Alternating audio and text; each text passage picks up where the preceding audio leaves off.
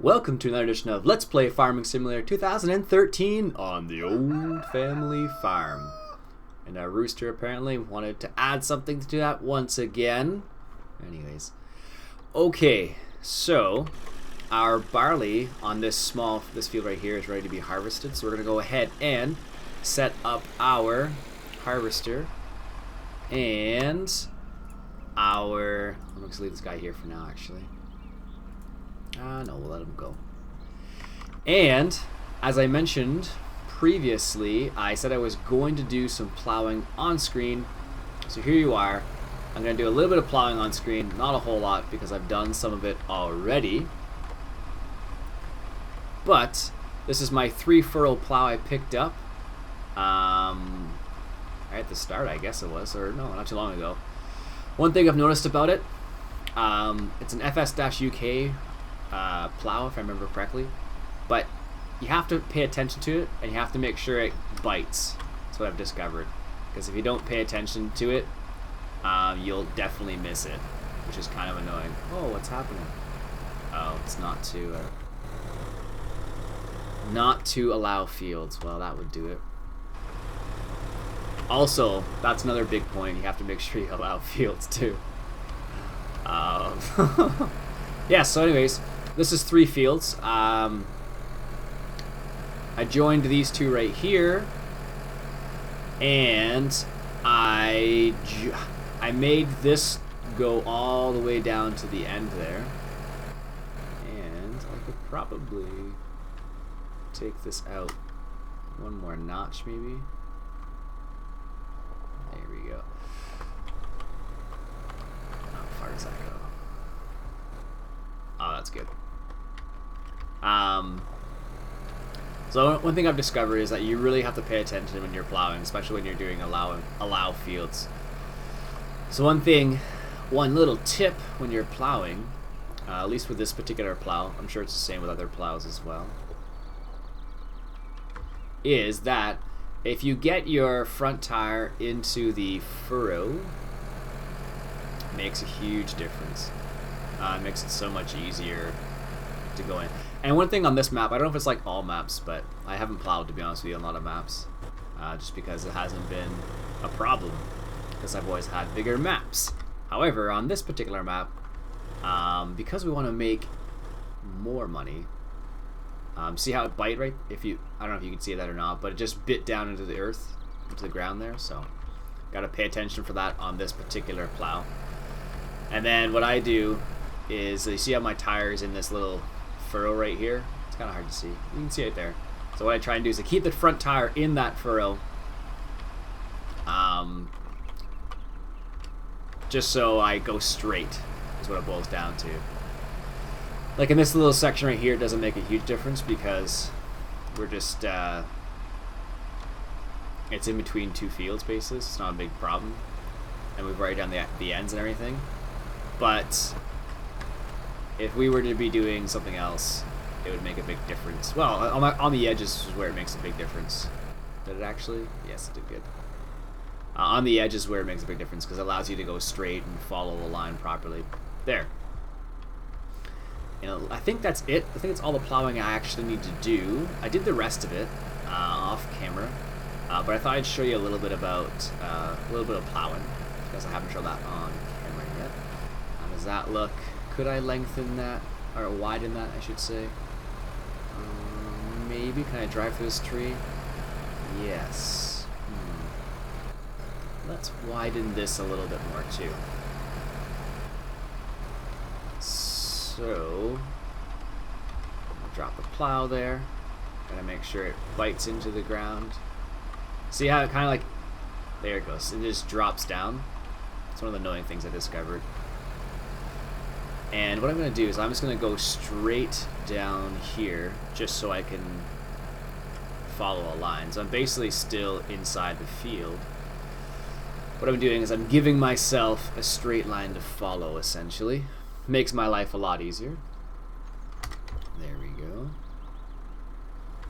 Just going to turn around here.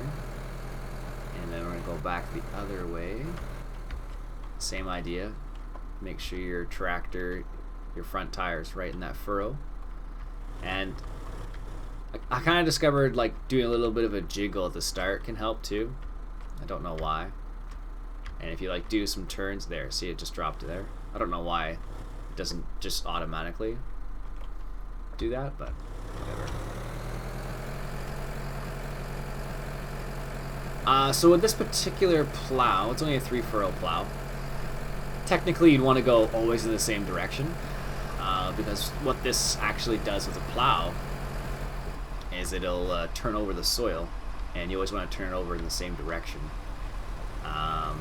Except I can't rotate this plow. That's the reason why plows are. That's why in the game you can rotate a plow, basically. That's what it boils down to. Alright. Line it up there. Yeah, but this plow I can't rotate it, obviously, because it's just one direction. So because of that, I'm just neglecting the fact that you would have to do that in real life. Here we go. And one of the things you can do is, like, if you make a mistake at the end there, you can grab a cedar and plant some grass just to straighten your lines out if you screwed up horrendously. I did it a little bit on the edge over there. You can't see it anymore. I covered it up. The evidence has been covered up already, so. Been watching Sherlock from the BBC on Netflix. Pretty darn good show. I like it. I've been enjoying it. I didn't realize that there wasn't that many episodes. Well, I don't. On the Canadian Netflix, there aren't that many episodes. Let's say that. Maybe on the BBC or the BBC.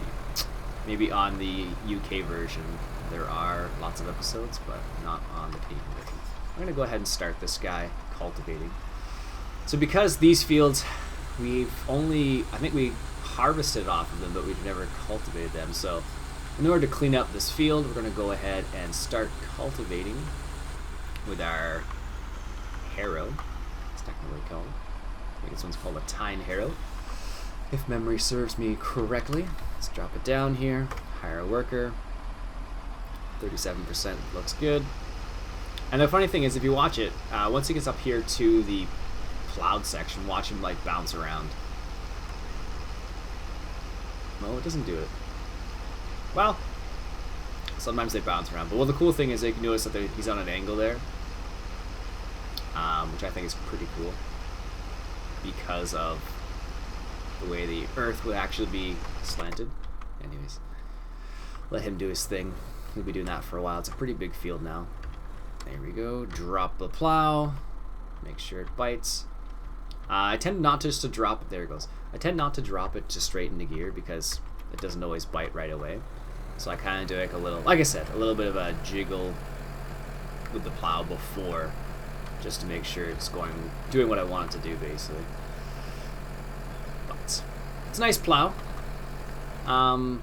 Most other bigger maps I've played on, like for example, on the newbie farm, it wasn't really necessary to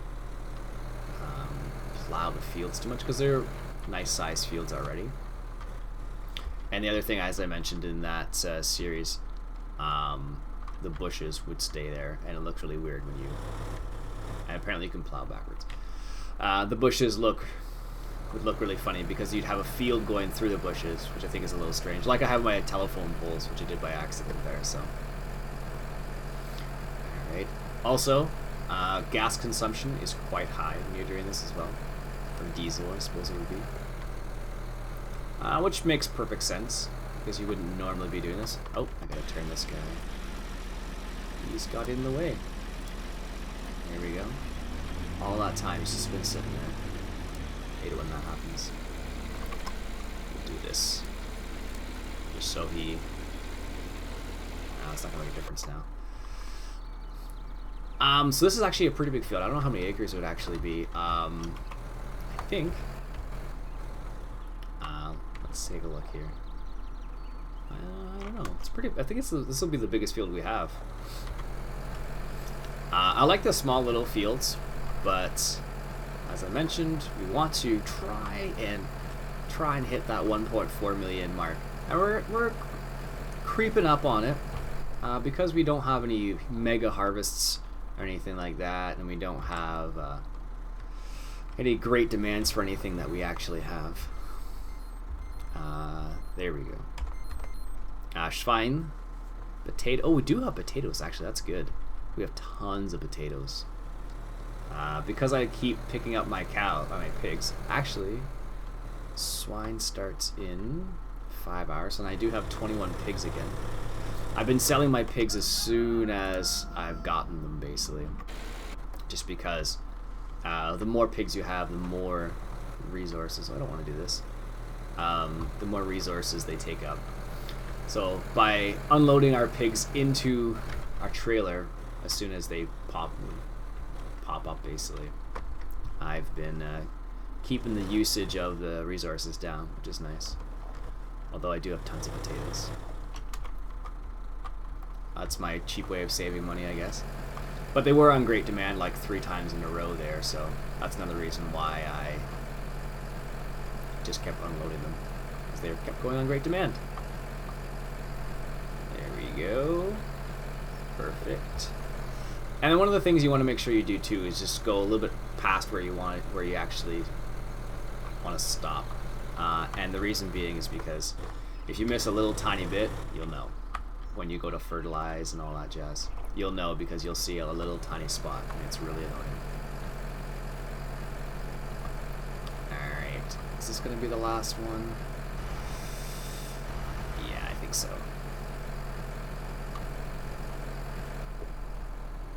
There we go. Keep going a little bit more. Perfect. Oops. There we go. And I probably could, let's see if I can straighten this edge out a little bit here. Like I said, you can use, actually I'm just going to leave it because I know I'm going to botch that.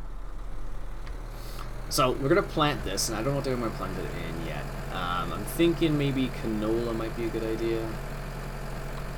I don't want to do, I'm not that enthusiastic about doing it as wheat or barley, only because you'll have tons of straw as well. We don't need more straw, although we could just sell it straight from here, which is an idea actually. I didn't go all the way over to the corner here just because the tree's right there. Didn't want to go through the tree, so I did that instead. Just went out to the angle, and where's the other part? It's over here. So over here I suppose I could go further here too. We'll leave it. Over here as well, I also did a little bit over there too. So we want to try and stay away from the tree because we don't want to drive through the tree. We don't have to with our combine and all that. But it looks like it's going to be okay. And I'm going to put the plow away because I think we're done with it. Because I think we have these fields. I think this is 3 fields as well. Combined those 2 or 3, I can't remember. And then we combined these fields over here as well. As you can see, a bit of the corn's ready, but not all of it. Slowly getting there. Planted that as corn off camera. So part of that field's ready, but not all of it. And then we have our potato field. Technically, I should really make one of these long fields into potatoes. But that's just too many potatoes. And the reason being, of course, is because with a potato harvester, you follow the row. And because you follow the row, you want to try and avoid doing turns a lot. Because it's a pain in the arse to turn those things around in real life as well as it is in the game. I suppose I could connect these 2 fields here. No, it's not. I was considering buying this field, plowing it, and putting a placeable there for storage. We still own this field, but we haven't used it before. And we don't own this field, but we did harvest it once. So that's what's going down the field. So we're going for another field out there. I think that was field, what is it? It's 11, 12, and 13. So we did that with 5 and 6. It was only 2. And this one is over by the pigs, so I'm not going to do anything with that. And we could buy 2 and 8 as well. Haven't done that yet. Don't know what to do with those. Let's Give me a second. I got a sip of water here.